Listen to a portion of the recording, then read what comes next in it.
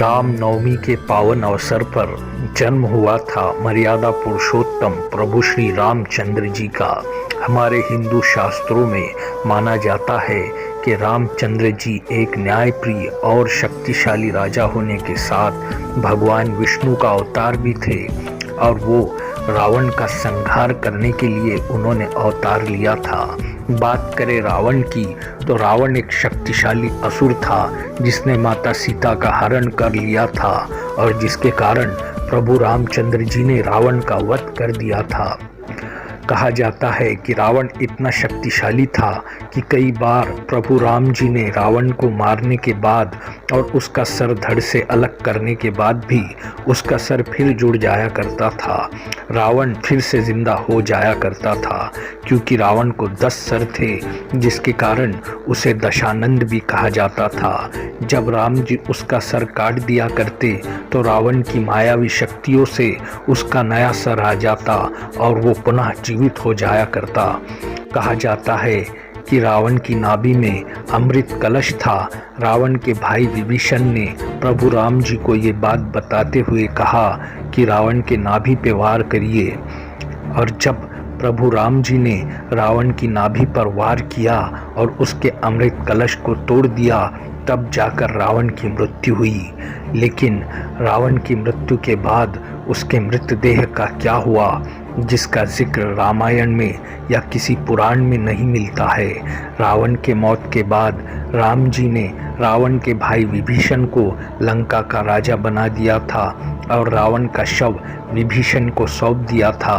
लेकिन विभीषण ने क्या रावण का अंतिम संस्कार किया था? इस बात के कोई पुख्ता प्रमाण आज तक किसी को नहीं मिल पाए हैं। कहते हैं कि रावण का अंतिम संस्कार नहीं किया गया था, बल्कि रावण का शरीर श्रीलंका के घने जंगलों में एक रेगला नामक पहाड़ी पर मौजूद एक गुफा में, जहां रावण तपस्या किया करता था, रावण के निष्ठावान लोगों ने उसका शरीर एक ताबूत में रखकर वहां आज तक सुरक्षित रखा गया है। आपको इस बात का शायद यकीन ना हो, लेकिन ये बात कोई काल्पनिक किस्सा या कथा नहीं है, बल्कि शुद्ध सच्चाई है। इस बात की पुष्टि के लिए श्रीलंका सरकार ने एक रिसर्च टीम बनाई और जिसके द्वारा माना गया कि ये वाकई सच है। कहा जाता है कि रावण के मृत्यु के बाद वहाँ के लोग ये चाहते थे कि रावण राजा होने के कारण उसका अंतिम संस्कार राजसी ढंग से किया जाए, लेकिन विभीषण अपने राजकाज में व्यस्त होने के कारण वो ऐसा नहीं कर पाया। इसीलिए लंका में रहने वाले रावण के निष्ठावान नाग कबीले के लोग रावण का शव अपने साथ ले गए। कहा जाता है कि राम रावण युद्ध से पहले, रावण के युद्ध पर जाने से पहले, रावण की पत्नी मंदोदरी ने रावण को संजीवनी तेल पिला दिया था, जिसके कारण रावण केवल मूर्छित हुआ था, मरा नहीं था। इसीलिए नाग कबीले वालों ने पहले तो रावण के शव को अलग अलग दवाइयों का लेप लगाकर और संजीवनी बूटी जैसे दवाइयों का प्रयोग कर रावण को फिर से जिंदा करने का प्रयास किया, लेकिन रावण जिंदा नहीं हो पाया क्योंकि प्रभु राम जी ने जो प्रहार रावण पर किया था वो इतना भीषण था कि रावण पर कोई दवाई काम ना कर पाई। और जब रावण जिंदा नहीं हो पाया तब नाग कबीले वालों ने रावण के शरीर को डिकम्पोज होने से बचाने के लिए अलग अलग जड़ी बूटियों का लेप लगाकर रावण के शरीर का ममिफिकेशन कर रावण का शरीर कहीं छिपा दिया था।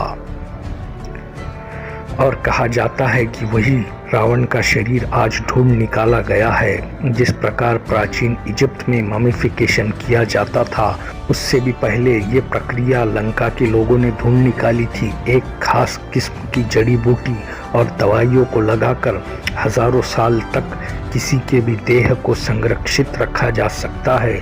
ये तरीका उन लोगों के पास हुआ करता था। उसी ममिफिकेशन की प्रक्रिया द्वारा रावण के शरीर को संरक्षित कर आज तक रखा गया था और आज वहां के एक रिसर्च टीम द्वारा रावण की मम्मी आखिरकार ढूंढ निकाली गई है। जो एक ताबूत में आज भी बंद है। वो ताबूत 5 फीट चौड़ा और 18 फीट लंबा है और वो लंका के घने जंगल की एक रेगला नामक गुफा में रखा गया है। शुरुआत में तो उस गुफा तक पहुंचने के लिए उस टीम को काफ़ी दिक्कतों का सामना करना पड़ा।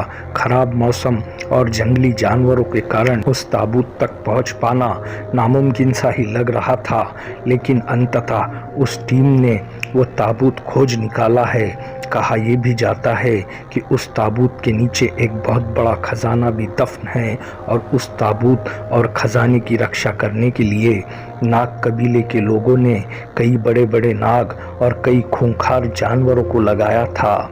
लेकिन कई कोशिशों बाद और हजारों वर्षों बाद रावण के उस ताबूत को ढूंढ निकाले जाने का दावा किया जा रहा है। बहरहाल श्रीलंका सरकार ने उससे आगे उस ताबूत को खोलने या वहां से निकालने को लेकर कोई इजाज़त नहीं दी है, क्योंकि वो ताबूत उस संकरे गुफा में इस तरह रखा गया है कि उसे वहां से हिलाने में वो पूरी गुफा भी ढह सकती है, क्योंकि उस ताबूत को उस तरह रखा गया था कि उसे वहां से कोई निकाल ना पाए। और पूरे मानव प्रजाति के लिए यही अच्छा होगा कि कोई उस ताबूत को वहाँ से ना निकाले और ना खोले। ये बात तो काफ़ी काल्पनिक लगती है, लेकिन अगर सचमुच वो ताबूत खुल जाए और जैसा दावा किया जाता है कि रावण मरा नहीं है बल्कि मूर्छित हुआ है, इसीलिए अगर किसी तरह उस ताबूत के खुलने के बाद अगर वो अधमरा रावण फिर से जिंदा हो जाए तो क्या होगा।